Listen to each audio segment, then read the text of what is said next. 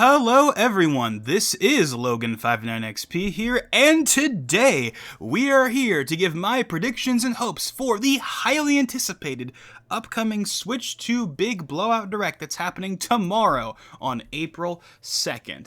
Now before we get started, I want to make a big fat disclaimer.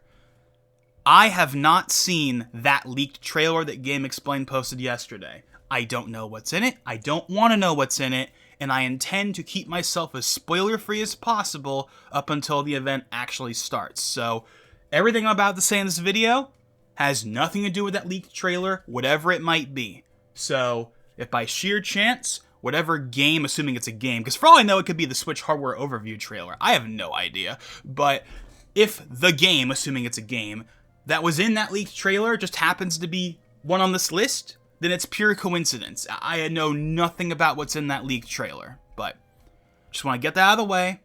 I don't know anything about that trailer. I don't want to know anything about that trailer, and thus this entire video and the rankings I'm going to place for certain things have absolutely nothing to do with whatever is or isn't in that trailer. And now we've gotten that out of the way, let's go ahead and get started. So for those of you that listened to my previous discussion video on the Switch 1 Direct, you will know that we are going to be doing the percentage format that I've done a couple of times in the past. I believe I first used it on my E3 2021 predictions back in, 2021, of course. But anyway, so essentially the way this works is, for those of you, again, that didn't watch the last predictions video, essentially, it's pretty self-explanatory, basically 100% means this is guaranteed to be here, and 0% means no way in hell, and then I have 75%, 50%, and 25%, so pretty self-explanatory. I think it's a pretty good way to do these kind of predictions videos where I could just go down a list, I think it works pretty well, so anyway, so let's go ahead and get started. So, first things first, in the 100% category, we're going to start 100% and go down to 0%. At 100%, the first thing on our list is the release date. I mean, no duh. Obviously, we're gonna get the release date. In fact, honestly, I should probably be more pushy than that. I should probably be like, oh, actually, wait, no, because I have that later down the list. I forgot. So we'll get to that when we get to it. But anyways, yeah, the release date. No duh. Of course we're gonna get the release date. There's nothing else to say about that. Moving on. Next thing on the list, the new Pro Controller. Because we have not seen the new Pro Controller yet. We've seen what the console looks like, we've seen what the dock looks like, we've seen what the new Joy-Cons look like, but we have not seen the new Pro Controller. Now, there have been patents flying around for what it may or may not look like. Like, I know there's that one that looks like it's kind of detachable on both sides. I really doubt that they're going to deviate from the Switch Pro Controller that much. In fact, frankly, all I expect the Switch 2 Pro Controller to be is essentially just be what the Series X controller was to the Xbox One controller. Basically the same thing, just slightly better. That's all I'm really expecting it to be. And that's fine. The Switch Pro Controller is a really good controller. But the thing I want to see the most on it is almost certainly not going to be there. Now, one of the complaints that people don't really talk about with the Switch that much is how the Switch, both the Joy-Cons and the Pro Controller, don't have analog triggers. That's not a big deal for most games, but for shooters and for games like Mario Sunshine, that's something that matters. So that's why when Mario Sunshine came out with 3D All-Stars, you had to use the GameCube controller to actually get the true analog trigger support. And I believe GameCube controller support wasn't even built in at launch. I think they added that like a month later, but anyway. Point is, I would really like to see analog triggers on the new Pro Controller, but frankly, I think that ship has sailed because the new Joy-Cons, from what we can tell, are digital still. And the thing is, the Joy-Cons are the baseline, right? Because everyone that has a Switch 2 is going to have Joy-Cons, whereas not everyone's going to have a Pro Controller, right? The Pro Controller is optional. Everyone should have one because the Pro Controller is great, but not everyone has a Pro Controller, whereas they can guarantee everyone has Joy-Cons. So that means games, both first party and third party, have to be developed with the Joy-Cons as the default. And that means that developers cannot make games that assume that you have an analog trigger, which means in practice, they can't really have a controller that has analog triggers unless the Joy-Cons also have it. But since the Joy-Cons don't have it, you get the point. So I think it's going to be digital triggers, just like the regular Switch Pro Controller. But yeah, I mean, the only thing I could really think of, I would say, in terms of improvements, aside from that, would maybe be making the D-pad better. Because I remember the D-pads on, like, the launch controllers were not very good. In fact, I have 3 Pro controllers. I have my original Pro controller that I got when Mario Kart 8 Deluxe came out in April of 2017. I have my Splatoon 2 Pro controller from when that came out in July of 2017 alongside the game. And then I have a Smash Ultimate Pro controller that I got with the bundle that we got here in America when, of course, that game came out. Although eventually I had it sent in for repair because it had some issues.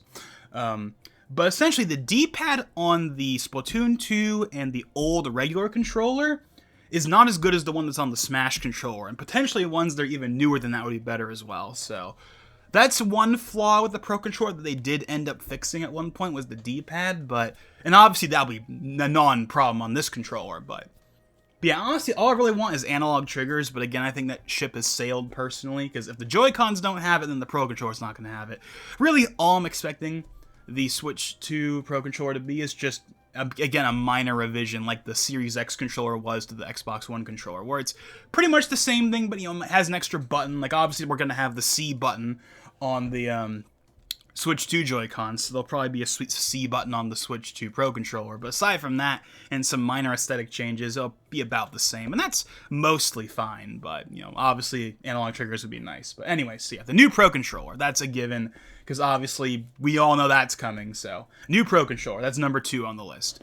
Number 3 for the 100% category is the one thing that we know for a 1000% fact is going to be here, and that, of course, is the new Mario Kart. Whether it's Mario Kart 9, Mario Kart 10, Mario Kart Infinite, whatever you want to call it, the new Mario Kart. We, of course, had the reveal for this in the event in January, from the reveal of the Switch 2 in January. So, of course, it's going to be here. It's going to be here. There's nothing else really to say about that. It's going to be here. It goes without saying. And then finally, for the 100% category, we have the new 3D Mario. This is also a given. I mean, it's been... Has it been 8 years? Well, not quite 8 years. In October, it'll be 8 years. But it's been almost 8 years since the last fully new 3D Mario. Yes, we had Bowser's Fury, and I like Bowser's Fury, but Bowser's Fury is not a full game. It's an add-on to a 3D World port. It's not the same thing. The last full new 3D Mario was Odyssey. It is time for a new game. We all know there's going to be a new game because they had Odyssey in that first year, and obviously 3D Mario was a big system seller. It's going to be here. Now, the real question is 3D Mario going to launch at launch, or is it going to launch later? Which brings me to, this isn't on the list. This is not on the list, so don't take this as like a strong prediction or anything, but a lot of people feel like Mario Kart's going to be the launch game, and I think they only believe that because they showed it first. But here's the thing. Mario Odyssey was in the Switch reveal, and it didn't come out at launch. Now, they had now technically, the first game they showed in the Switch reveal from way back in October of 2016 was Breath of the Wild. And obviously that came out at launch. But they also had Mario Kart 8 Deluxe and Mario Odyssey and Splatoon 2 in that reveal trailer, and none of those games came out at launch. So I'm just saying, don't automatically assume that it's going to be a launch game just because it was the only game they showed. In fact, honestly, I think it would make more sense for them to launch with the 3D Mario than have Mario Kart come out a few months later.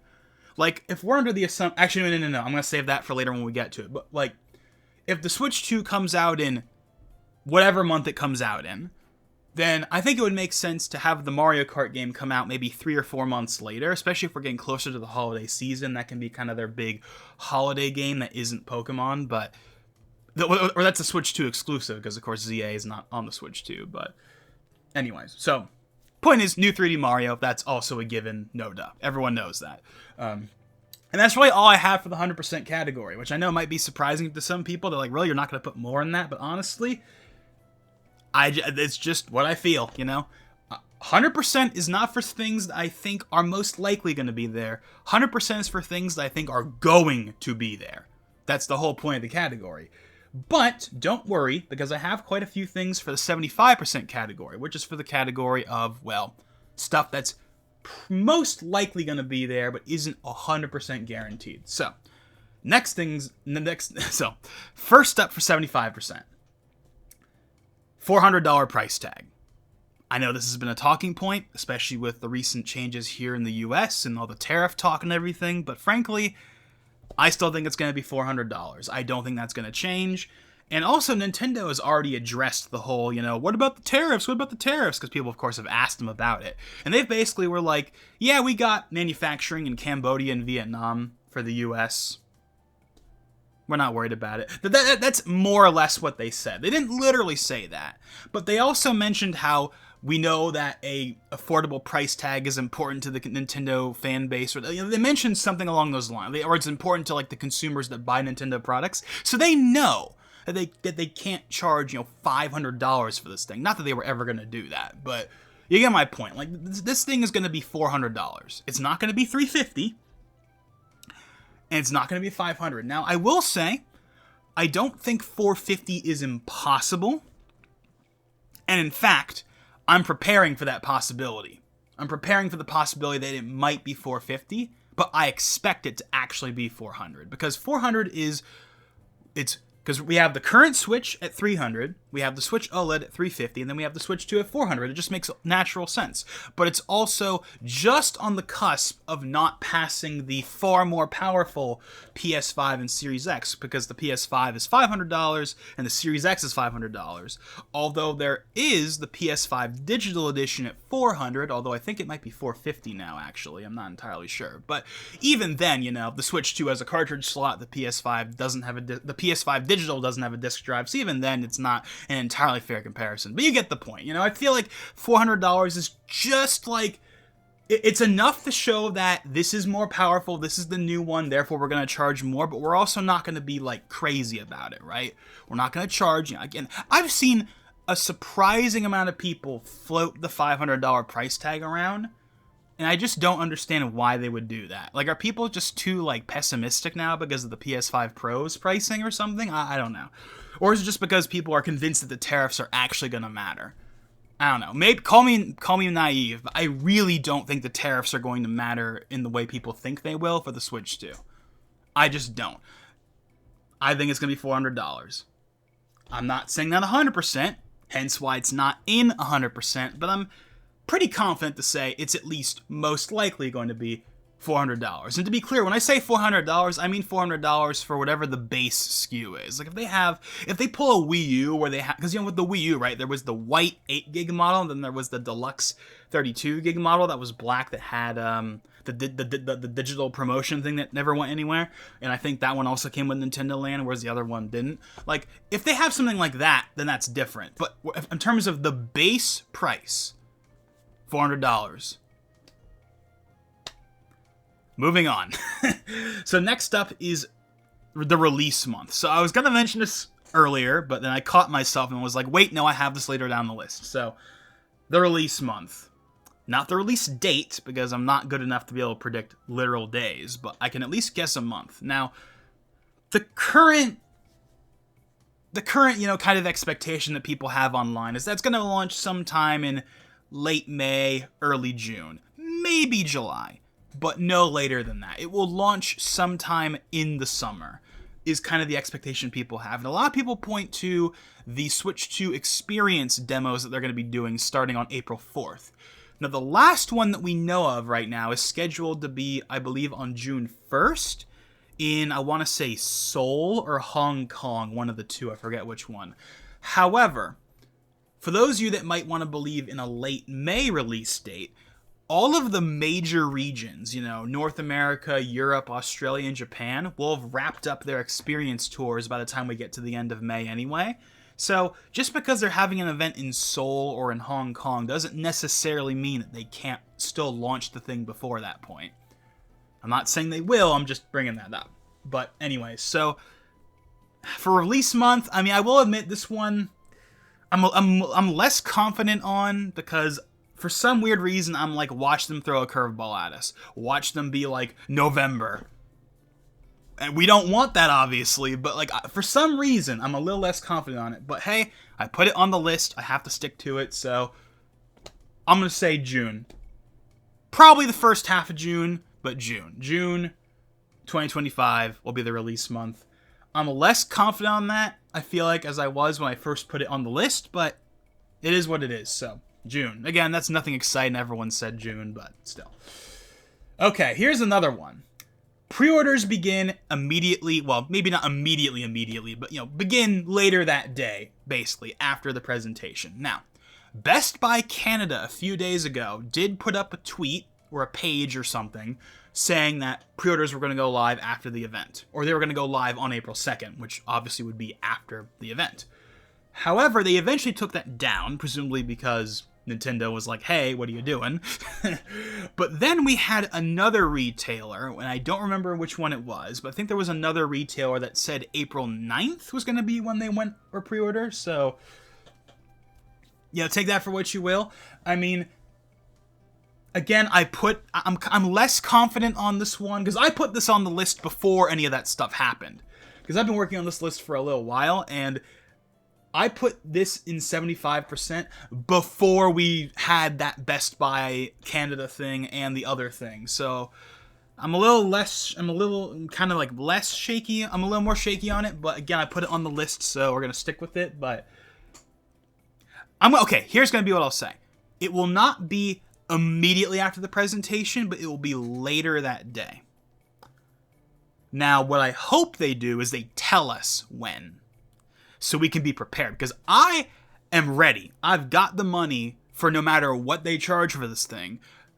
I just need them to tell me when, so I can go there and immediately jump on it and be done with it. Because I remember March 2017 and how the Switch was unobtainium for like the first month, and I tried everything to get one, and it wasn't until early April that I was able to get one from GameStop because they had a bundle that had it was only for the gray Joy-Con version, unfortunately, because of course I wanted the red and blue, but it was the gray. It was gray. The gray Joy-Cons with Breath of the Wild, the expansion pass, and snipper clips, and it was like $450, I think. And those were all things I was gonna buy anyway, so it was like no big deal. But yeah, I have never gotten a console at launch before. I wanted to get the Switch 1 at launch, but I was unable to, like I just said. So I didn't get mine until a month later. And because of that, I missed out on that first Splatoon 2 test fire that happened in late March, unfortunately. But at least I had it by the time Mario Kart came out. And of course, everything after that. But anyway. So, point is, I want to be able to jump on this thing. So hopefully they tell us a time frame. Like, regardless of whether it's April 2nd or April 9th, whenever the pre-orders go up, they better tell us when so we can be ready for it and not be surprised and wake up and be like, oh shoot, pre-orders went up 6 hours ago and now they're all sold out and I'm screwed, but that's a whole other conversation. So, point is, pre-orders on April 2nd, 75%. Next up is the gimmick game. So what's the gimmick game? Well, essentially, this is the game that's designed to be the tech demo of the system, right? Like, we had Wii Sports and Nintendo Land and then 1-2 Switch. Those were all the gimmick game. Now, of course, Wii Sports is a beloved classic. Nintendo Land is also pretty beloved. 1-2 Switch, famously, not so much. 1-2 Switch has been a joke pretty much since the beginning, which is why when they made the sequel that literally nobody asked for, and even the playtesters at Nintendo of America didn't like playing.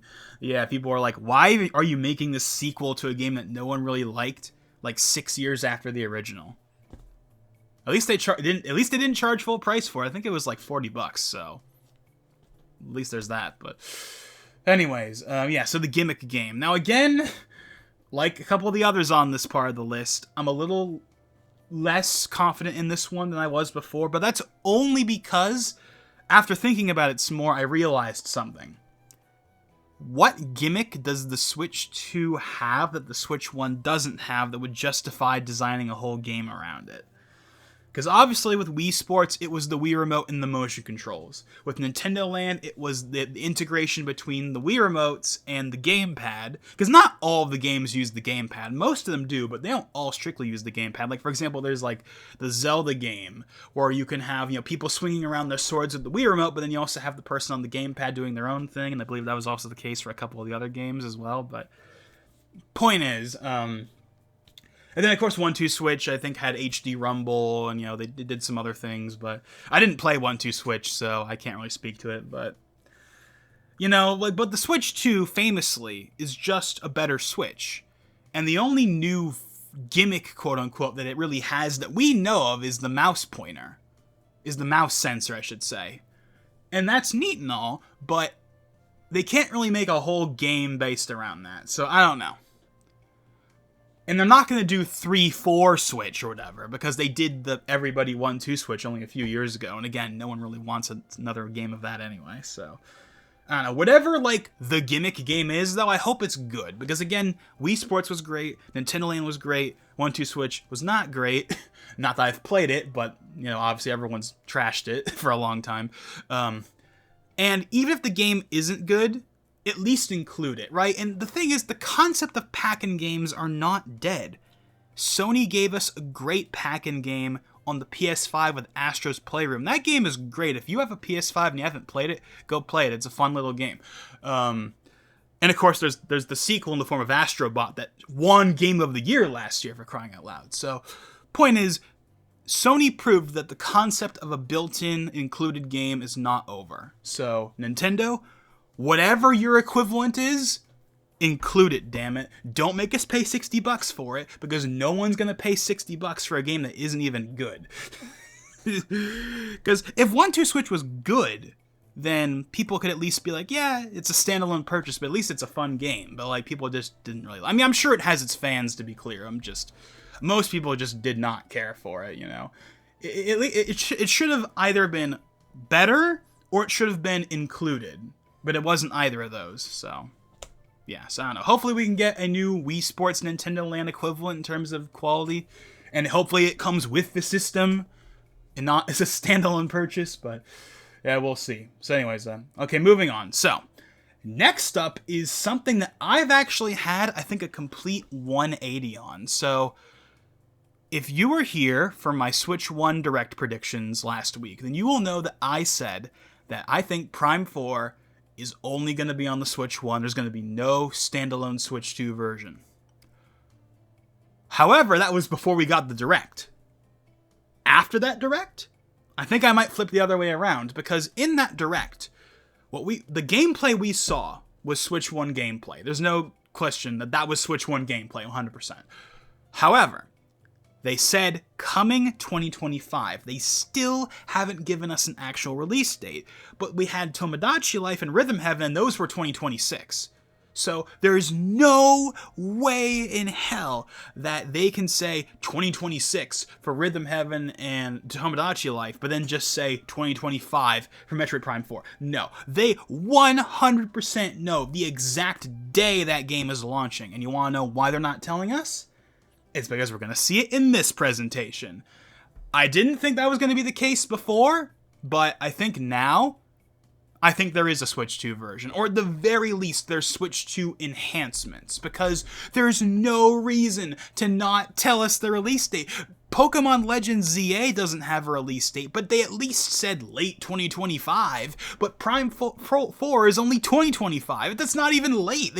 There's nothing. It's just 2025. That is incredibly suspicious when ZA is late 2025 and Tomodachi Life and Rhythm Heaven are 2026. So now, I think they're not telling us the release date because it's going to be here and it's going to have at least Switch 2 enhancements.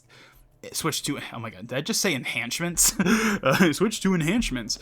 Switch to enhancements, or even just straight up a Switch 2 version a la Twilight Princess and Breath of the Wild, where it's a proper cross-gen release. I wasn't really certain of that. I know that's been very popular over the last, 6, 7, 8 months. Ever since it was re-revealed, basically, people have been saying it'll be cross-gen. And I've been like, I'm not sure about that. Because Prime 4, because like I said again last time, I don't think Prime 4 is a big enough game to justify having a cross-gen release. But again, they didn't give us the release date, and it's really strange that they didn't when a bunch of other games that are coming out later have more firm release dates than that. So, yeah, I don't know. I think at this point, again, it's in 75% for a reason. I'm not putting it in 100%. But now I feel fairly confident in saying that it's going to be in this presentation. We're going to get the actual release date this time. and there's going to be some Switch 2 enhancement of some kind. Whether it's a patch, or it's the mouse cursor support, or it's a standalone Switch 2 version that looks and runs better with DLSS and all that stuff. I don't know. But the fact that they didn't give us that release date is very telling. Now, there is one thing I will acknowledge with my whole little theory that maybe pokes a little bit of a hole in it. It's very possible that the reason why they didn't give us the release date is because it's launching the same day as the Switch 2, but it's still going to be a Switch 1 game. There will be no Switch 2 version or Switch 2 enhancements. It's still a fully Switch 1 title, but it will just happen to launch on the same day as the Switch 2, and that's why they didn't tell us the release date, because they don't want to tell us the Switch 2 release date before the Switch 2 Direct. So that's also a very real possibility, I will acknowledge, but still. But even then, though, why would they put out Prime 4 as a Switch 1 only game on the same day as Switch 2? That still would feel kind of weird to me. So I still think my theory holds water, but I will acknowledge that is one possibility of, oh, that's why they didn't have a release date, but also it's not a Switch 2 game still. So yeah, but there you go. So Prime 2, Switch 2 version, Switch 2 enhancement, and then a release date. Obviously, we'll get the actual release date, whether it's the same day as the Switch 2 itself, or it's later, or it's earlier. Obviously, if they show it again, we're going to see the release date. There's no way they're going to show it and not give us the release date next time. Alrighty then, so next up is going to be our first third-party game, and this is one that I think is pretty much... This just feels like, oh yeah, this is totally going to be a thing. Doom the Dark Ages. Doom the Dark Ages is coming out on May 15th. No, I do not think the Switch 2 is going to come out on May 15th. I know I've seen people speculate about that. No, it's not. I think that's a little too soon. But Doom the Dark Ages is 100% coming to the Switch 2, right? Because Doom 2016 and Doom Eternal came to the Switch. People are going to ask for it. People are going to want it. I'm sure they're already working on it. But obviously it hasn't been announced yet. Now, I will say this, it's not going to come out the same day as the other versions. I mean, again, I don't think the Switch 2 is going to be out on May 15th, so it couldn't be anyway, but it'll be, again, I think it's going to be, because Doom Eternal on the Switch didn't come out at launch either. Doom Eternal on the Switch came out, I think, later that year in October, if I remember correctly. Doom Eternal launched in, I think, March of 2020, and I think the Switch version came out in October of 2020, so maybe something like that. So we'll probably see it sometime during the holiday season, but I think there's a very good chance it will be announced in this presentation, because that's a big third-party game that people are going to want to see and people are going to expect to see. So, yeah, Doom the Dark Ages, that's honestly a pretty safe bet when it comes to a third-party game. So, yeah. And then last but not least, for our 75% category, are games that I guarantee are coming, whether they're in this presentation or not. The two big Atlas games from last year, that being Persona 3 Reload and Metaphor ReFantazio. Now, these are games that obviously have been highly requested for the Switch, but they're not on the Switch because the Switch isn't good enough. So they're going to be on the Switch too. Simple as that. I don't think there's anything more to elaborate on that. It's just obvious, you know. They're going to be on the Switch too. They're going to have a Switch 2 version, and I think because of how popular those games are, they have a good chance of showing up here as well. Especially because we had the Raidou remaster in the last Direct. So, yeah. So I think Reload and or Metaphor have a good chance of being here as well.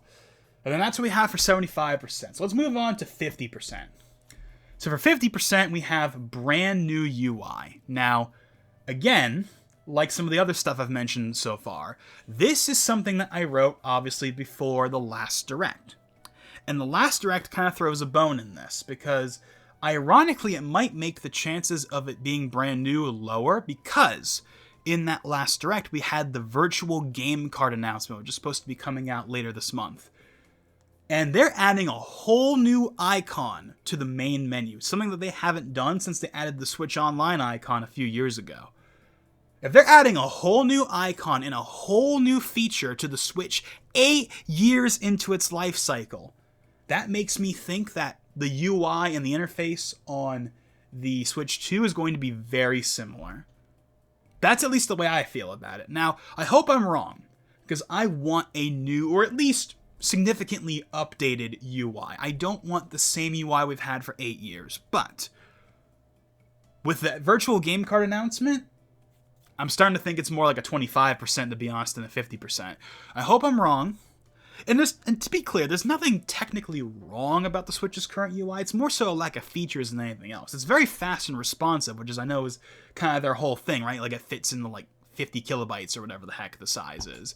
But, but the Switch's UI famously is very Spartan on features and hasn't been significantly updated in 8 years. Yes, they've added features to it over time. Like they added the NSO app, they added Groups, which is a poor man's version of folders. Give us real folders, Nintendo and Sony. They're guilty of it too.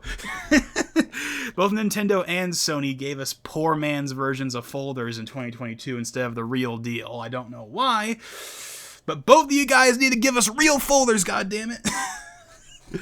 And obviously I want that on the Switch too, but yeah.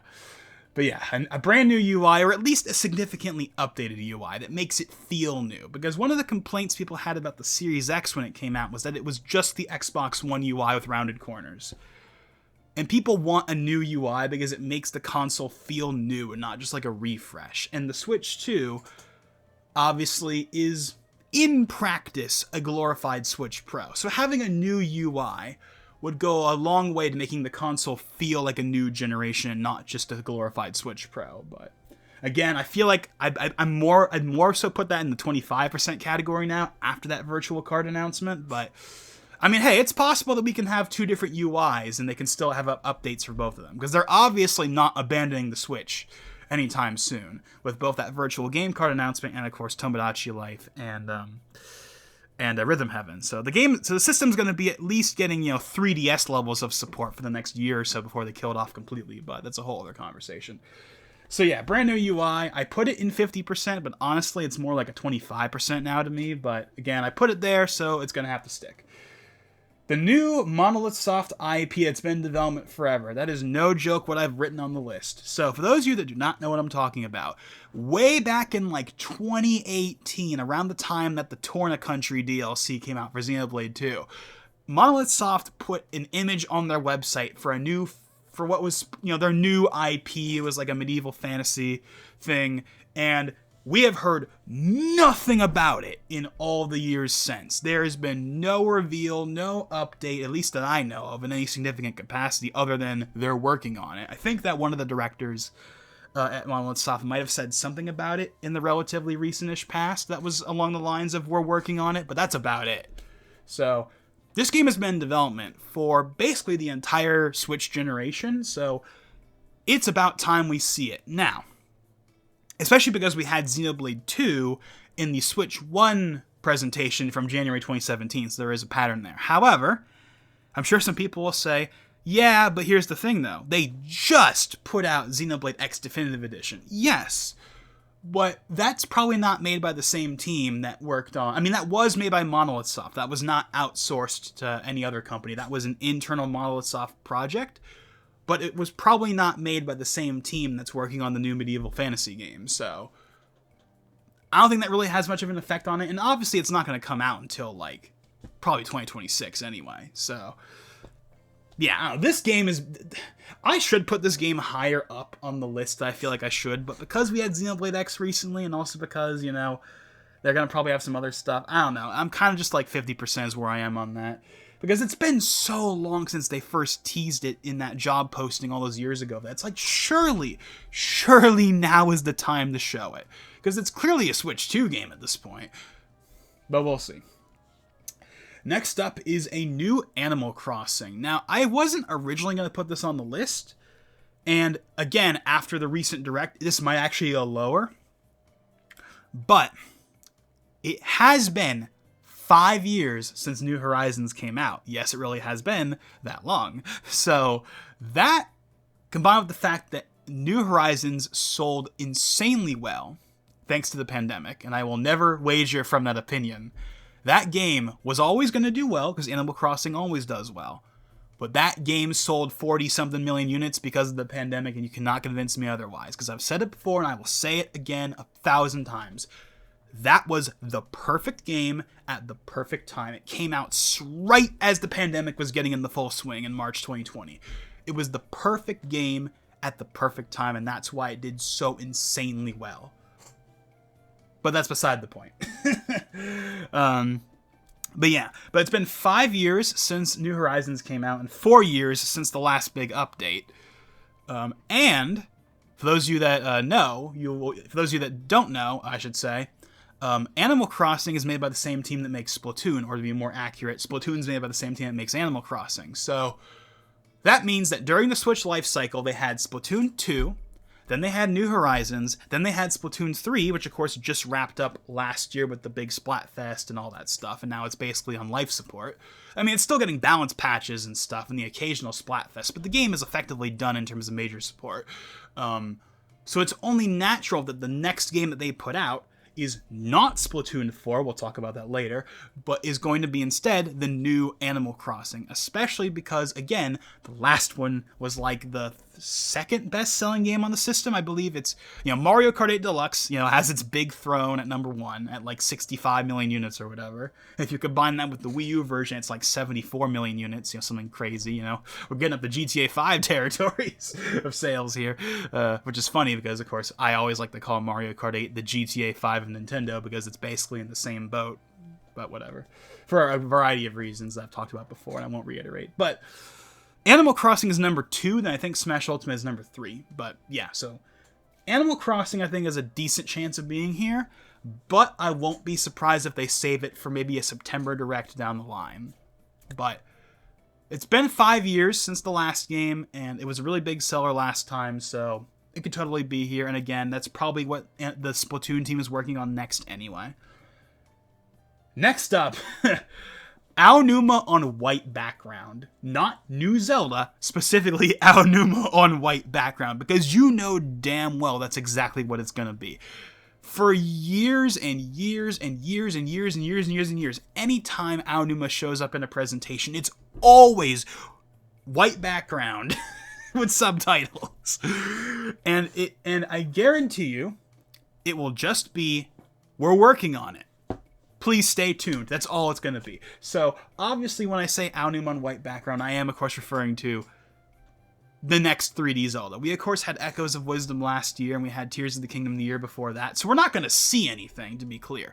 This is going to be literally now in development. Please stay tuned. I mean, we already know it's in development. They've told us it's in development. But that's all it's going to be. It's just going to be him showing up on screen, white background, no music, subtitles, and then we are working on the next entry in the Legend of Zelda series for Switch 2. Please stay tuned. Hope you're looking forward to it. Bye. That's all it's going to be. That's all it's going to be. And you know damn well that that's the case. We're not going to see concept art. We're not going to hear any kind of ideas. It's just going to be, we're working on it. Please stay tuned. That's it. Now, I put it at 50% because, like I said before, Echoes of Wisdom is from last year, and Tears of the Kingdom the year before that. So it's arguably too soon to talk about even just announcing the next Zelda. However, way back in 2013, Aonuma announced that they were working on Zelda Wii U at the same time they talked about Wind Waker HD. And that was in 2013, not long after the Wii U came out. So, I mean, if they did it then, they can do it now. And again, they're not going to show us anything anyway, so it really wouldn't kill them to just say, hey, it's coming. But, again, I'm kind of like, I could see it, but I could also see them waiting, again, for like maybe a June or September Direct down the line. So, that's why it's at 50%. But yeah, Aonuma on white background, you get the idea. Now it got 2 more third-party games. The first one is Halo, the Master Chief Collection, and just in general other Microsoft games. Now, of course, as has become a bit infamous at this point, Microsoft is going full third-party. I mean, they still have Xbox, and Xbox as a console is not going away anytime soon. They've already confirmed they're working on another one, right? But Xbox as a standalone exclusive box is over, right? Forza Horizon's coming to PlayStation later this month. That's all you have to say. Forza is coming to PlayStation, and all indications are that Halo is coming to PlayStation as well. And also the Switch 2, hence why it's in this video. And Halo MCC is on that list. That's been rumored for both PS5 and Switch 2. Microsoft Flight Sim 2024 is also rumored, although I have no idea how they're going to get that running on the Switch 2.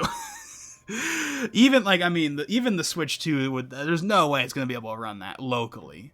And I know that the flight sim games are like very cloud based, and they're not literally cloud, but like they're very cloud based with how they work because there's so many assets they have to work with. But unless it's straight up a cloud version, I cannot see how that would work out. And of course, we don't want a cloud version because cloud versions suck. But that's the only way I could see that happening. But yeah, Master Chief Collection, maybe Gears of War, maybe one of the older Forza Horizons. Forza Horizon 4 could be on there. Heck, Forza Horizon 5 could be on there because Forza Horizon 5 came out on the Xbox One, and it runs fine on that. So like, I don't know, we're going to get some Microsoft game. We're going to get at least one Microsoft game. And to be clear, when I say Microsoft game, I mean Microsoft game, not Doom the Dark Ages, which I've already talked about. I'm not talking about that. I'm also not talking about Bethesda. I'm talking about Microsoft. I'm talking Halo, Forza, Gears, Rare, stuff like that. The proper core,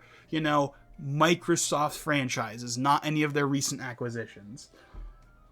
We're going to get at least one of those here. My bet is Halo, but we might get some others as well. Maybe we'll get Hi-Fi Rush, which of course Hi-Fi Rush, they still own the original Hi-Fi Rush. Krafton owns Tango Gameworks now, and they're working on a Hi-Fi Rush 2, but the original Hi-Fi Rush is still owned by Microsoft, and we had that PS5 version last year.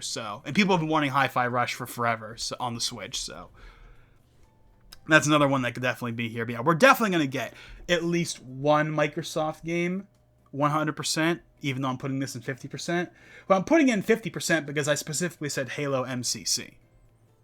But yeah, honestly, Halo should probably be higher up. I should probably put it in 75%.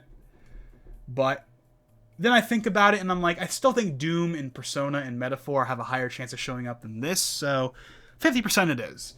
And last but not least for this section, we have Final Fantasy VII Remake Intergrade. Not Rebirth.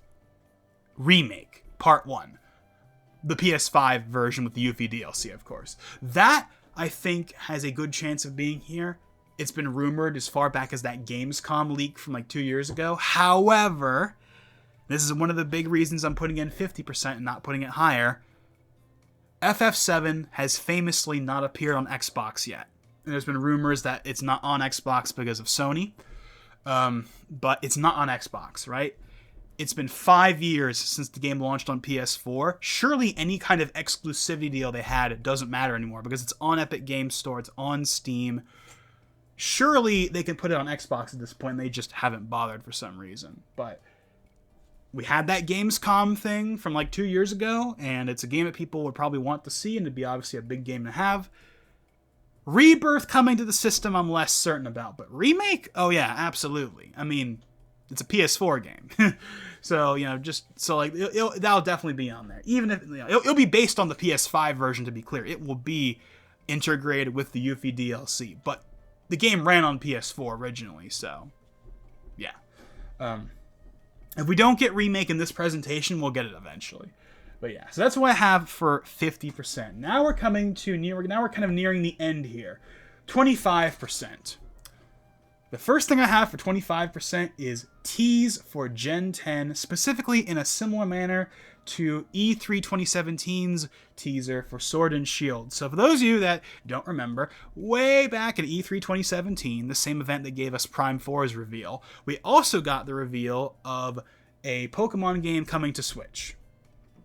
Our first proper home console title made by Game Freak ever.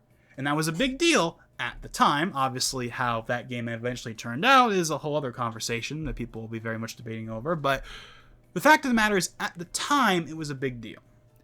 Now, to be clear, while Let's Go came out first, the game that they were talking about in that presentation was not Let's Go. The game they were talking about was Sword and Shield, not Let's Go. That happened later, and also when they announced Let's Go at that like Pokemon press conference thing they used to do, they made it very clear that this game is not the game we announced last year at E3. So the game they announced at E3 2017 when Ishihara said a new core Pokemon game is on the way from that game was Sword and Shield. That's the game they were talking about.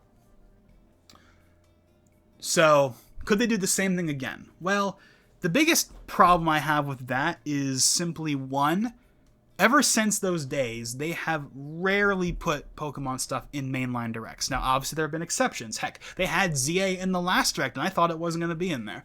So it's possible. It's obviously possible. But I think right now they want all the focus to be on ZA. And unlike last time where Ultra Sun and Moon was only on the 3DS and you couldn't play it on the Switch, you can play ZA on the Switch too, because it's backwards compatible. So the need to announce that there's a new game after that right now is not as big. So I don't think it's going to be here, but they have done it once before in 2017. So yeah, I mean, it would be cool to have it, but like the Aonuma thing, it's just going to be, it's coming, guys. Stay tuned. That's all it's going to be, you know? And we know it's coming. We know it's coming because of the Game Freak leak from last year that straight up told us that Gen 10 was in development for Switch 2 and maybe Switch 1 as well, but we already know it's coming. They just have to announce it. But I think they're going to wait until February of 2026 to announce it, especially because that's going to be the franchise's 30th anniversary, so they want to have a big new generation game for their shiny new console. Well, I mean, okay, the Switch 2 is not Pokemon Company's console, obviously, but you get my point. So it's a possibility, but I think it's fairly low, hence 25%. And you know what? I'm going to say I have one more thing in 25%, but I'm going to save that for the end. So let's go ahead and address 0% real quick. I can get through this fairly fast. First things first, I already kind of mentioned it earlier, but Splatoon 4, there's a lot of people that are probably going to be like, oh yeah, we're totally going to get Splatoon 4 because we had Splatoon 2 in 2017. Yeah, but there's a difference. Splatoon, you couldn't play Splatoon 1 on the Switch. It wasn't that there was no backwards compatibility, so they had to make a new one.